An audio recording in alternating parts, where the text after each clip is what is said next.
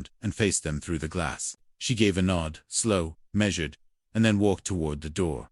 She was coming out. Finally, Mitch muttered, "Let's get this over with." I wanted to warn them, to scream at them, to stand down. But it was already too late. They had made their decision. They had flexed muscles they didn't own. And they had picked the wrong target. The door clicked. Yael stepped out, barefoot, wearing her charcoal gray fitted tee and tactical joggers. Her hair was tied back. No jewelry, no expression, just silence. Brad raised his voice. "Ma'am, we're conducting a formal inspection under HOA." She walked past him without a word. That's when the new guy reached for her arm.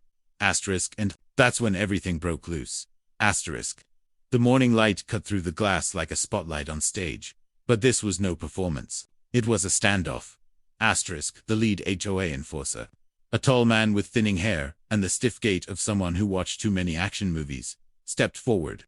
His name tag said Marshall, though this was no lawman, just a glorified renter with delusions of grandeur. He adjusted his ill-fitting tactical vest, his hand twitching near the grip of his pistol. "She's ignoring a direct order," he muttered into his walkie-talkie. "We've got a potential barricaded suspect. I'm authorizing breach protocol." Inside the glass office. Yael stood still, unbothered, statuesque, the very image of discipline. Her back was turned to them. She was finishing her call on a secure channel, her voice steady, her tone clipped in Hebrew. The tablet on her desk pulsed with encrypted visuals, locked behind several layers of biometric authentication. She didn't flinch when the men shouted. She didn't turn when they threatened. Because in her world, threats didn't matter. Capability did. I watched it unfold from our kitchen window, half in disbelief, half in rising fury.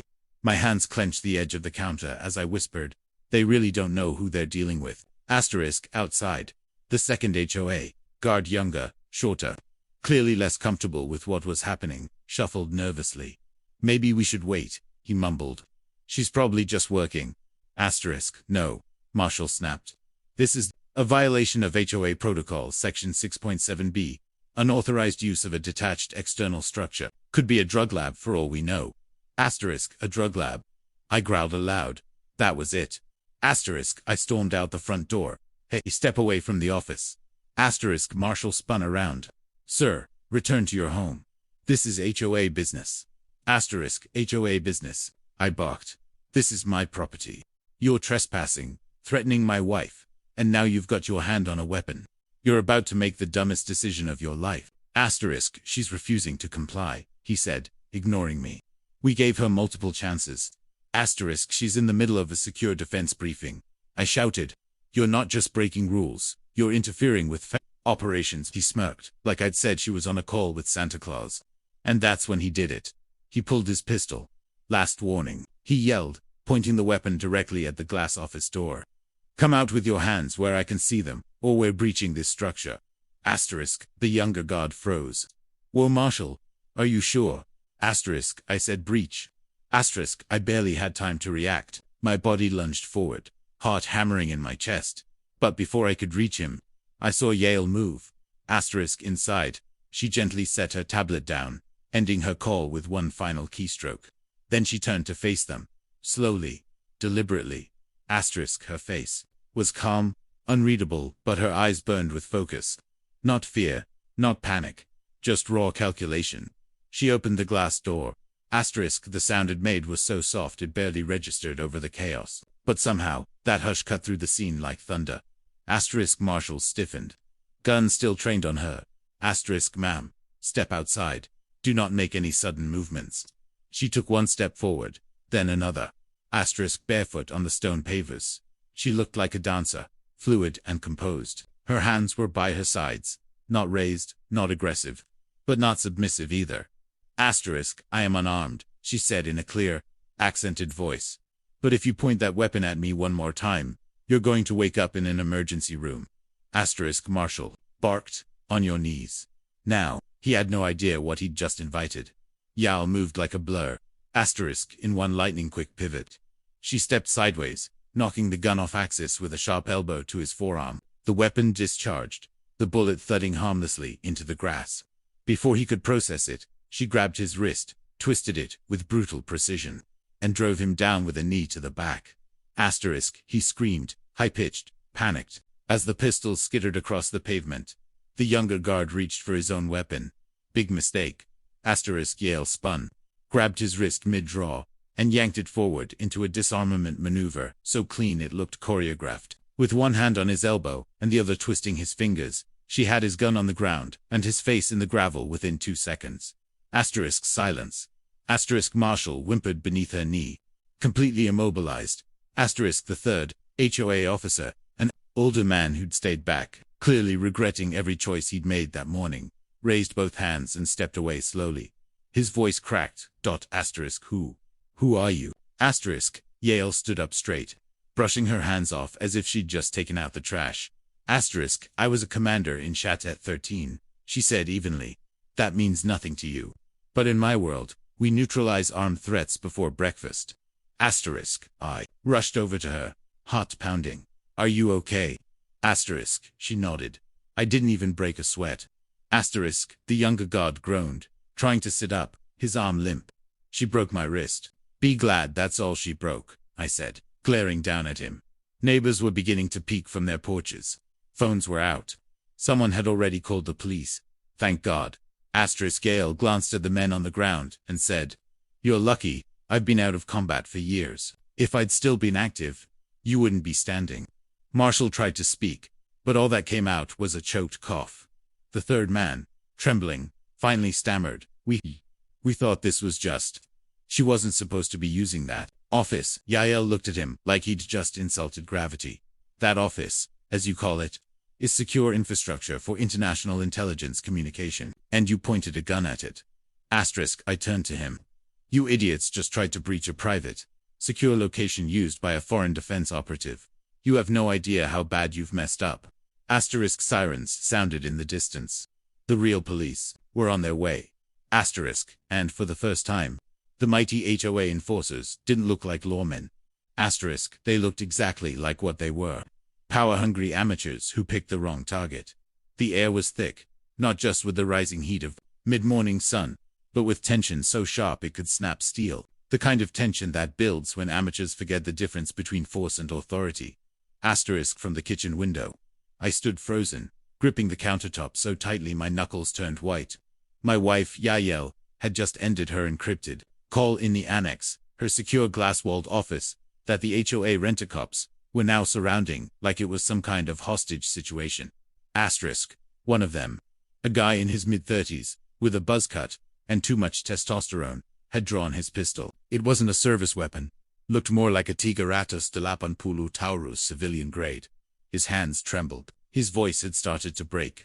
He thought this was control, but he had no idea what he was stepping into. Asterisk, Yale stood up inside the office. She was barefoot, still in her black tank top and loose tactical pants. She always wore those during briefings, a habit left over from years of field command. She stepped away from her desk, tablet in one hand, and moved toward the door. Asterisk, the officer, yelled through the glass. Asterisk, step outside. Now, hands where I can see them. Asterisk, no reaction, no fear. Asterisk, just a slow, fluid motion as she placed the tablet down, brushed her thick black hair behind her shoulders, and walked to the door. She wasn't rattled. She was assessing, calculating. Asterisk, I knew that look, the one she used to give before clearing a building in Ramallah. The look of a predator studying her prey. The door clicked open. The metal creaked slightly as it swung out. Yalo stepped into the open arms at her sides, posture relaxed, like a yoga instructor starting class. Except this wasn't yoga. This was her battlefield now. The buzzcut guy raised his weapon fully. Don't move. Hands in the air. Asterisk, Yale tilted her head slightly. Are you sure about that? She said softly, her accent cool, clipped, unmistakably Israeli. Asterisk, last warning, the man shouted, stepping forward. That was it. She stepped to the left, pivoted on the ball of her right foot, and in one seamless, blur-fast motion, drove her hand upward. Knocking his pistol offline, spun behind him, grabbed his wrist, twisted it in a painful 270-degree lock, and kicked the back of his knee out. Asterisk, the man screamed. The gun fell. His knees slammed into the gravel like a bag of bricks. Asterisk, the second guard lunged. Instinctively. Big mistake. Yahel rotated her hips, slipped to the side, and used his forward momentum against him. Her hands latched onto his elbow and wrist. Torque, twist, drop. He landed flat on his chest. His face hit the concrete with a crack. She placed a foot gently between his shoulder blades and pressed. Not to harm, just to remind him that he wasn't going anywhere. The third guy, the youngest, stood paralyzed. No weapon drawn. Just wide eyes. His lips moved, but no words came out. Asterisk. I had seen Yael in practice before. Sparring sessions with former Mossad friends. But this was different. Asterisk. This was precise. Calm. Lethal, if she needed it to be. Asterisk. Who? ... Who are you? The third man finally gasped, taking a step back. Asterisk. Yael turned to him, slowly removing her foot from the second guard's back. Someone who's trained longer than you've been.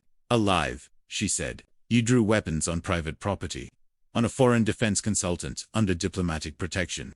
Do you have any idea how badly you've just screwed up? Asterisk. The buzzcat guy groaned on the ground. You broke my damn wrist. ... Asterisk. No, Yael said. If I broke it, you'd be unconscious right now. Asterisk. I stepped outside, slowly, hands raised, not for them, but so Yael wouldn't think I was a threat. Her training ran deep. In moments of adrenaline, even familiarity could blur. Asterisk. She looked at me, then back at the men. Asterisk. Call real law enforcement, she told the third guy, who was still frozen. Right now, and make sure they bring someone with rank. This just went way above your HOA chain of command. He fumbled for his radio. Yes, ma'am, yes. Calling now. He-STAMMERED. ... Asterisk. Good, she said. And don't even think about touching those weapons. Asterisk. One of the disarmed pistols lay near her bare foot. She kicked it casually into the corner of the deck like it was a soccer ball. The second was still holstered, but its owner wasn't getting up anytime soon. Asterisk. The silence that followed was almost surreal. Birds chirped. The wind rustled the trees. Somewhere, a lawnmower buzzed. Asterisk. But on our lawn. 3 would-be authority figures lay defeated. 2 in the dirt, 1 in a panic, and none with even a shred of dignity left. Asterisk. Yael walked past them, back toward her office. Let me know when the actual police arrive, she said, without turning round. Asterisk. Where are you going? I asked. Asterisk. To finish what I started, she replied, stepping inside and shutting the glass door behind her.